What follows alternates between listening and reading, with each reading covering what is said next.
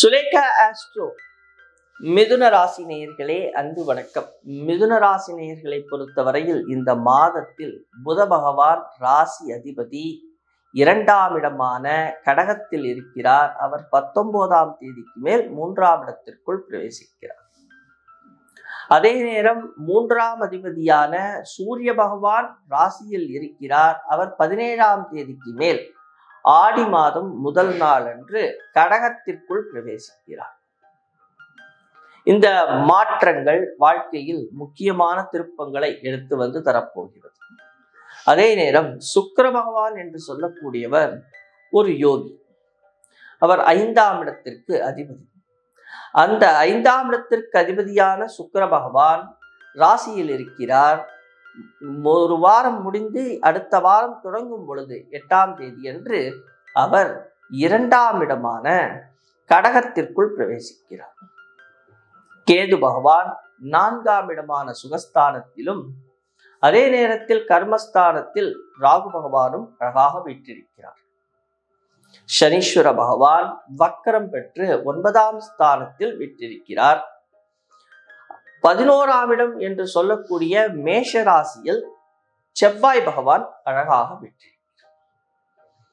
இந்த கிரக நிலவரங்கள் உங்கள் வாழ்க்கையில் பலவிதமான இன்பங்களை எடுத்து கொண்டு வந்து சேர்க்கப் போகிறது. முதல் விஷயம் நம்மளுடைய வாக்குஸ்தானம். இங்கே புத பகவான் உங்கள் வாக்குஸ்தானத்தில் வீற்றிருப்பதால் ஒரு நன்மை ஒரு தீமை என்னவென்றால், எல்லோரிடத்திலும் அழகாக பொறுமையாக இனிமையாக பேசி காரியங்களை சாதிப்பீர்கள். ஆனால் செய்வதொன்று சொல்வதொன்று என்று செய்வது போல் நீங்கள் செய்வதும், அதே நேரத்தில் நீங்கள் ஒரே வார்த்தையை 2 விதமாக பேசி அனைவரையும் திக்குமுக்காடச் செய்வதும் நடக்கும். அப்பொழுது உங்களுடைய வார்த்தைக்கு பலமில்லாமல் போகும். நீங்கள் என்ன சொல்ல நினைக்கிறீர்களோ அதே வாக்கில் நீங்கள் கடைசி வரை இருந்தால் உங்களுக்கு வெற்றி கிடைக்கும். 2ஆம் வாரத்திற்கு மேல் சுக்கிர பகவான் 2ஆம் இடத்திற்கு மாற்றமடைகிறார். அருமையாக இனிமையாக பேசி காரியங்களை சாதிப்பீர்கள். அதே நேரம் உங்கள் குழந்தைகள் மூலம் வருமானம் கிடைக்கும், சம்பத்து சேரும். சிறிய பயம் இருக்கும், அதை பற்றி கவலைப்பட வேண்டிய அவசியம் இல்லை. ஒரு ஒரு எதிர்மறையான எண்ணங்கள் நம் மனதில் வரும் பொழுது நாம் கொஞ்சம் கவனமாக செயல்பட்டால் போதும். நேர்மறையான எண்ணங்களை நாம் வளர்த்து கொள்வது உங்களுக்கு நன்மையை பயக்கும். 12ஆம் இடத்தில் குரு பகவான் வீற்றிருக்கிறார். கவலையே பட வேண்டாம். திருமணம் சார்ந்த விஷயங்களில் சிறிய தேக்க நிலை உருவாகும். இருந்தாலும் வெற்றிகள் உங்களை வந்து சேரும். வம்பு வழக்குகளில் இருந்து வெளிவருவதற்கான மார்க்கம் தெரியும். அண்டை அயலாருடன் அன்புடன் நீங்கள் செல்வது உங்களுக்கு நன்மையை பயக்கும்.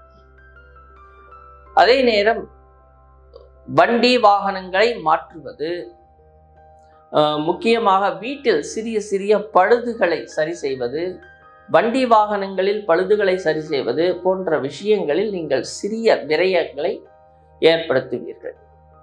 ஆனால் உங்களுடைய இஷ்டங்கள் நிறைவேறும். உற்சாகத்துடன் உங்களுடைய இஷ்டங்களை நிறைவேற்றிக் கொள்வீர்கள். பாக்கியஸ்தானத்தில் சனீஸ்வர பகவான் வீற்றிருக்கிறார். அவ்வாறு அவர் வீற்றிருந்த சனீஸ்வர பகவான் வக்ரம் பெற்றிருக்கிறார். இப்பொழுது சிறிய சிறிய தடைகளை சந்திக்க நேரிடும். ஆனால் கவலைப்பட வேண்டிய அவசியம் இல்லை. உடல் ரீதியான உணவு ரீதியான கட்டுப்பாடுகளை நீங்கள் எடுத்து கொண்டு வந்தால் பல நாட்களாக நீங்கள் எதிர்பார்த்து காத்து கொண்டிருந்த ஒரு டிரான்ஸ்ஃபர், அதாவது வேறு ஒரு இடத்திற்கு மாறுதலாவது, அல்லது பண விஷயத்தில் நீங்கள் எதிர்பார்த்து காத்து கொண்டிருந்த நல்ல செய்திகள் உங்களை வந்து சேரும். கடன் தொல்லைகளில் இருந்து வெளிவருவதற்கு நீங்கள் கொஞ்சம் கடவுள் பக்தி அல்லது இறை வழிபாட்டில் நம்பிக்கை வைக்க வேண்டும்.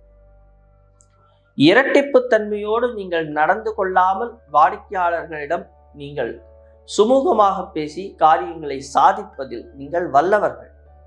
அதை செயல்படுத்துவதற்கு இந்த 2ஆம் வாரம் ஜூலையிலிருந்து இனிமையாக பேசி காரியத்தை சாதிப்பீர்கள். முதல் வாரத்தில் கொஞ்சம் பேசும் பொழுது கவனத்துடன் நீங்கள் செயல்பட்டால் வெற்றிகள் உங்களை வந்து சேரும். கணவன் மனைவி இடையே ஒரு நல்ல புரிதல் உண்டாகும். சிறிய மனக்கசப்புகள் அவ்வப்பொழுது வந்தாலும் அது சரியாகிவிடும்.